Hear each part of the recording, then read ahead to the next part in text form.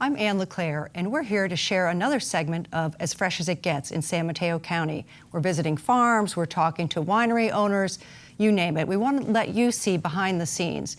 And I'm joined today by Dominick Chirichillo. Thank you so much for being here, Dominick. You're welcome, Ann. And Dominick owns Domenico Winery in San Carlos. That's correct. Now, I believe you and your wife started the winery. Will you tell us about how it came about? Well, I'll tell you my story. I'm a self-taught winemaker. My first memory of winemaking was in a basement in Staten Island, New York, with my Italian grandfather who came from Calabria, Italy. And I had the good fortune of being around that as a little kid, as a young adult, as an adult.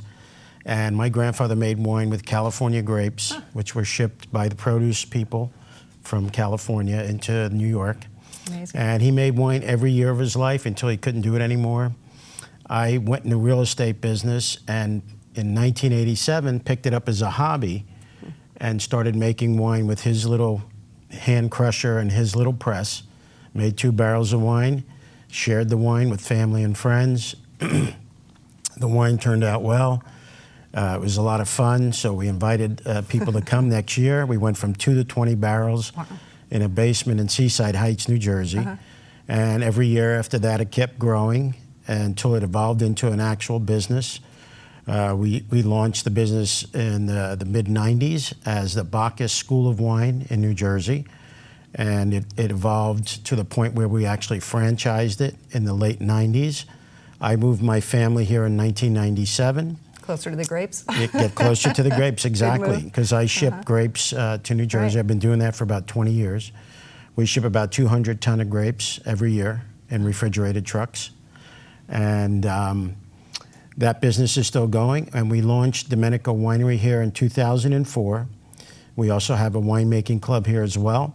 I was going to ask you about that. Most people don't know you're not a typical winery. You're a winemaking club as well. That's correct. So we offer the opportunity to the public to come in and make their own barrel of wine as a gourmet hobby, so to speak. And it's a lot of fun. We have a lot of families. We have the small winemaking equipment that they get to use, and actually it's a hands-on winemaking experience. So how does that work? I've actually been in there and it's impressive. You have all the big barrels with people's names on the barrels. That's correct. So what's the minimum quantity someone would be able to make? The minimum is a half a barrel, which is 12 cases. Wow. So we pair you up with another partner. Oh, I see. And so how much work is done by the person who wants to make the wine? Is it turnkey? Did they come in and you already have the grapes and everything ready? Or do they? Yes. Some people bring their own grapes? No. Some people do bring their own grapes. We have some small family vineyards in and around the hills in Santa Cruz, and we allow those participants to bring their own grapes. Interesting. But, go ahead. So in terms of the types of wines or how many varieties you make? So my experience in winemaking is different than if I were a graduate of UC Davis and became an enologist and a winemaker. I make over 20 different wines. So, and that's from my experience in the home winemaking business, because when we were doing the winemaking club in New Jersey, we would bring 24 different varietals. So we would do also blending at the crusher on the smaller varietals. In the winery, we make single varietal wines, blend prior to bottling, which is typical in the winery industry. So to make wine, just to show I'm a little naive, if someone were to come in and say, I'd like to make my own wine, start to finish, to have the wine be drinkable, how long does that take? 10 months, yeah. And it gets better after the 10 months? And it ages. They can be patient. Some wines we recommend that they reserve, keep in the barrel for another year, like wines that have high tannins, cabs, big cabs, and some big Merlots. We recommend aging longer.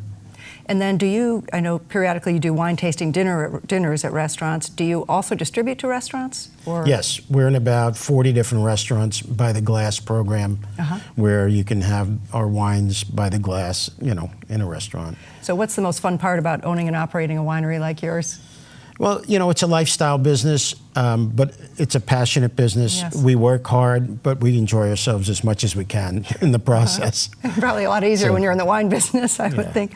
And what about tasting room? Tasting room hours? We have a tasting room open 7 days a week from 12 to 5. We're located at 1697 Industrial Road in San Carlos. People ask, why did we pick San Carlos? And it was... before we decided to open a winery in California, we already had a vineyard in Amador County.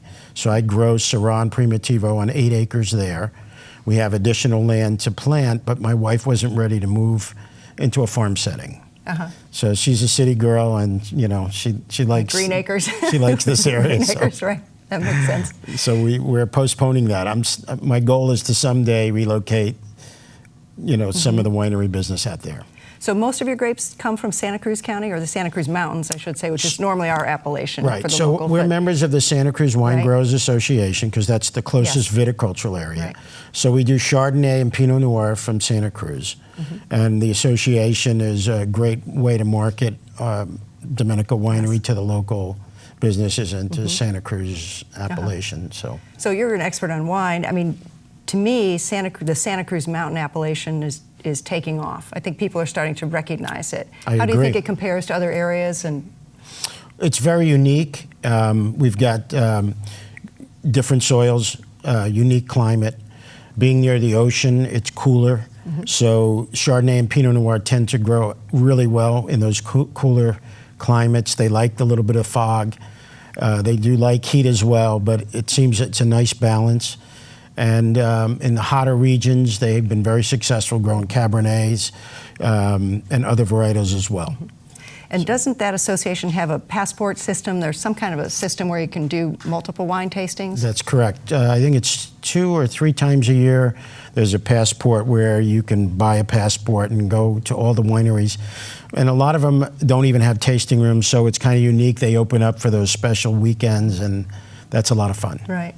So do most of the people who end up starting to make wine or trying to make it start out in the tasting room and then they get the bug because they've seen others, or how does it, are they? Well, yes. We actually, when we first opened the winery, we had more home winemakers in the Bacchus Winemaking Club than winery clients because we were new in the wine business. Right.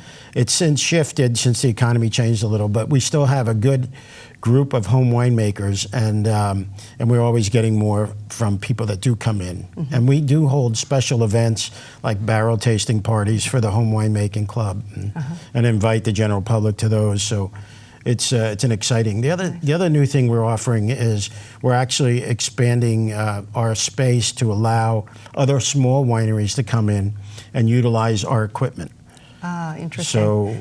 So you know, if you want to be a startup winery and you don't want to buy a building and invest in all the equipment, you can share our space and be an alternating proprietor. So. And I think that's how, when I spoke with Bart Colucci of Barterra Winery, when he somehow ended up buying a couple of tons of grapes, he said, oh, and I went locally and made it, and I said, it has to be at Domenico, right? Or it had to have been at Domenico. Yes, he has had wine made at our facility. Right. So we offer that service as well. It's a custom crush service.